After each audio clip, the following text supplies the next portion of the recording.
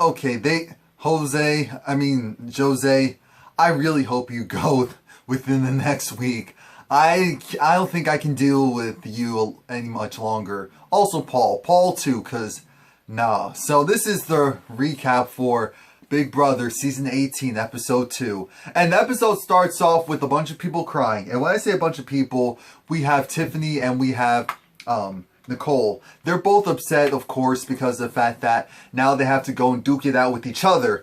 And the last person, I guess you can technically say not standing, gets kicked out.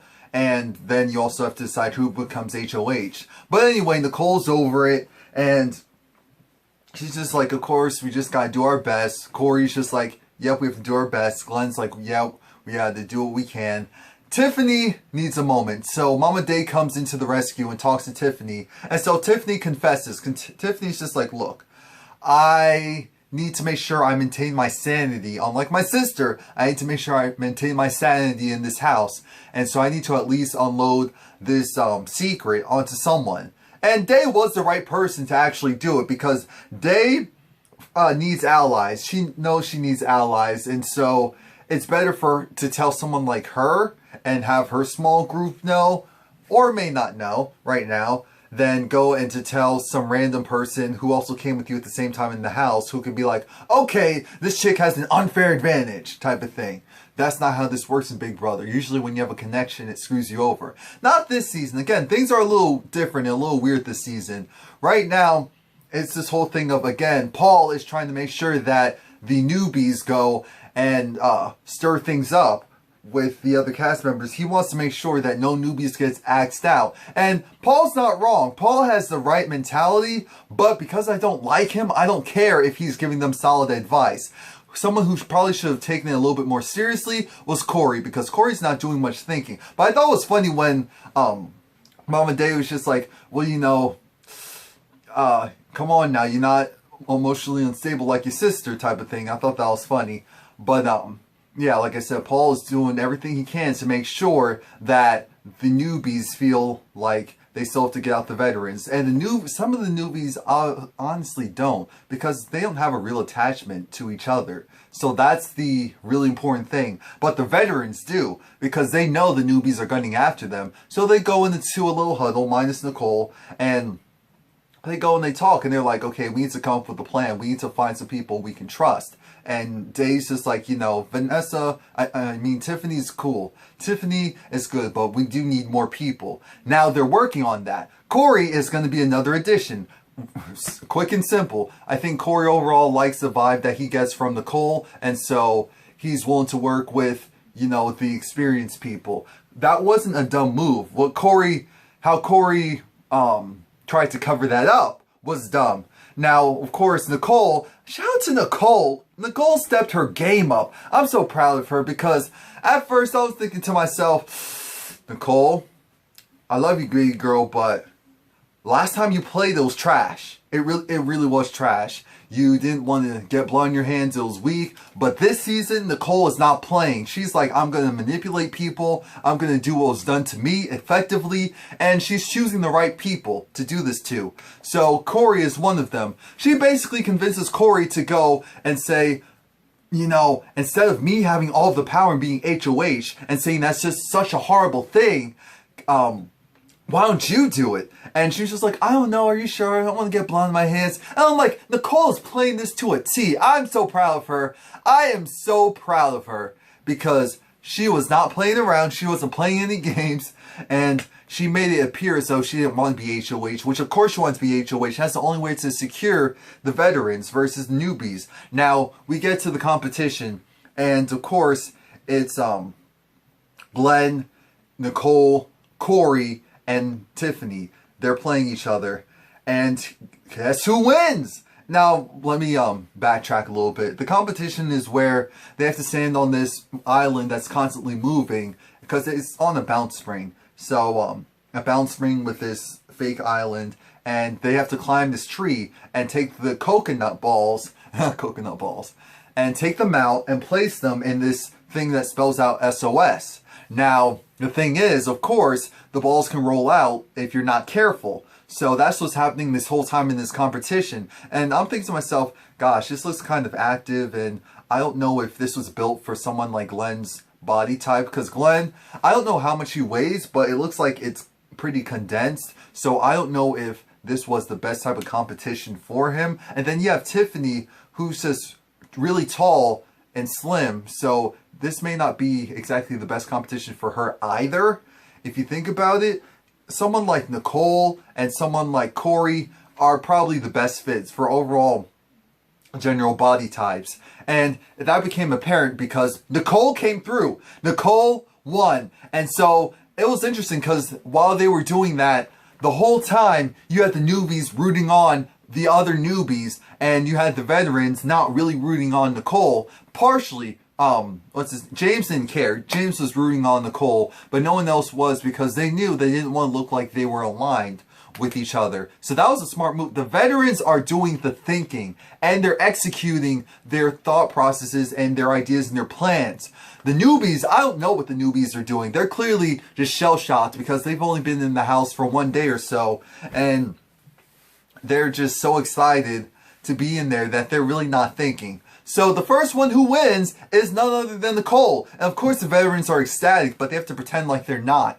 And so after Nicole wins, guess who's the next person to win?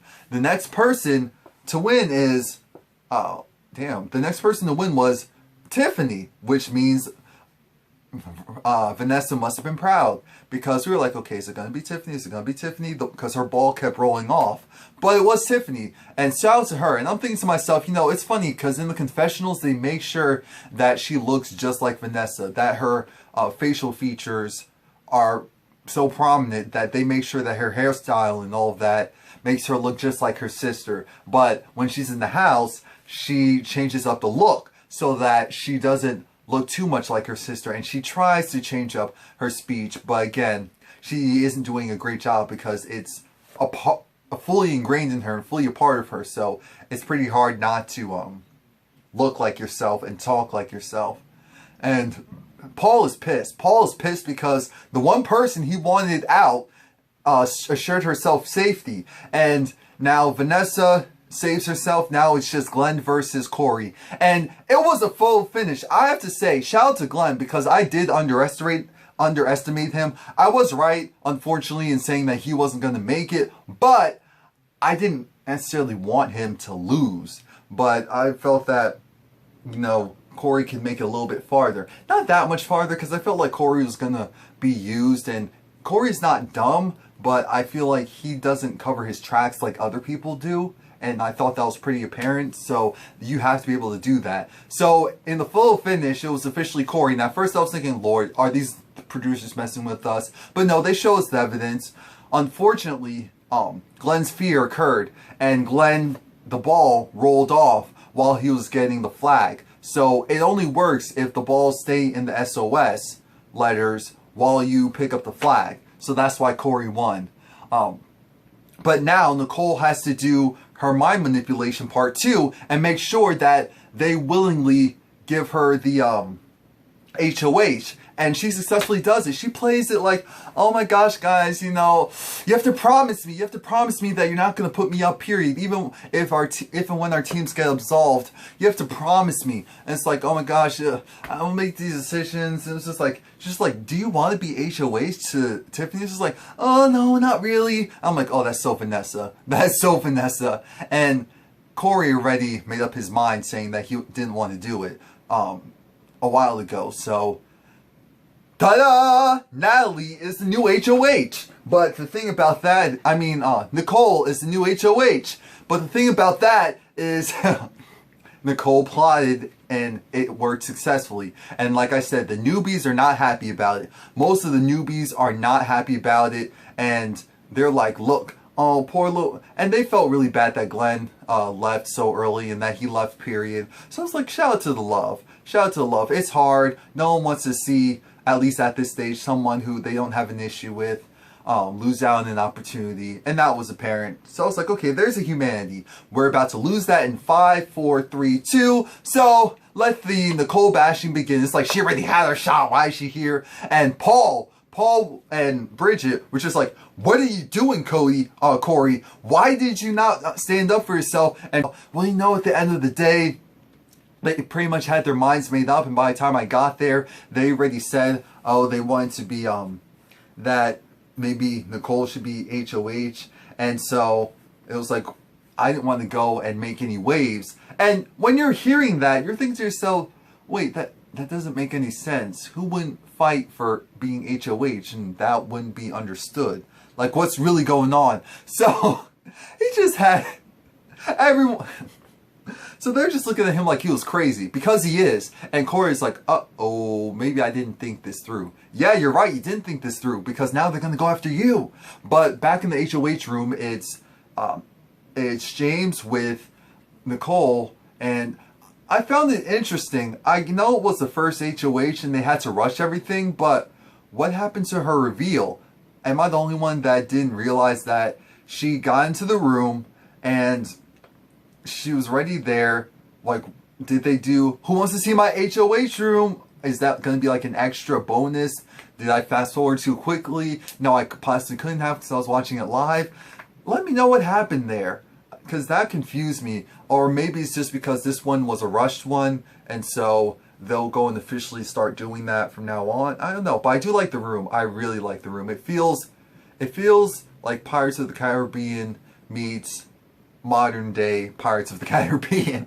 And this is where Paulie is really smoozing them, and the whole thing is he does have some type of alliance with Nicole automatically because his brother was on the same season she was on.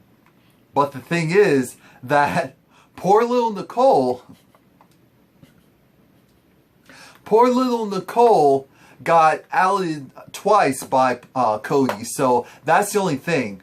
It's like, she doesn't hold any bad blood against Paulie, but Cody did stab her in the back, or at least vote her out twice, so there is that. And all the newbies are pissed. They're just like, oh my gosh, why did it have to be her? And they're just bad talking her. And again, Paul is the ringleader, Paul and Jozea. So Paul convinces Victor to go up there and actually talk about how, bring up, so what is your thought process?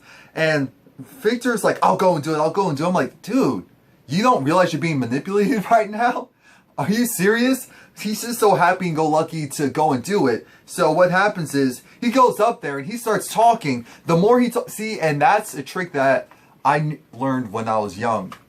I forgot who I learned it from, or maybe it was just from observing. But I learned that if you want to get information out of someone, you just let them talk. You put in your 2 cents every once in a while, but you let them talk. You let them go. They'll go from 0 to 100 in 2 seconds.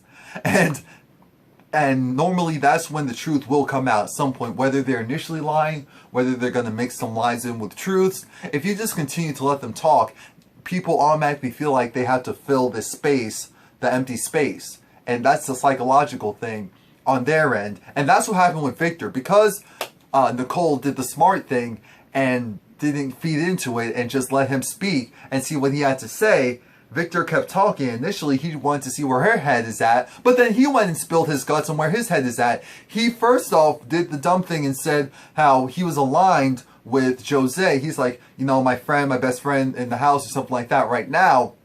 Jozea, he's bad-mouthing you down there. I mean, he's throwing the ultimate smear campaign. And Nicole's like, what the hell are you thinking? Why would you go and tell me that your best friend, someone who you're connected with, someone who you agree with, at least on some things, are saying that they don't like me? And that all the other people or most of the other newbies don't like the veterans because they feel like it's unfair that you guys had your shot. And you're even speaking as if you felt the same way as well. So she was just like, damn, how dumb is this, guys? Like, how many da-da-das do we have this season?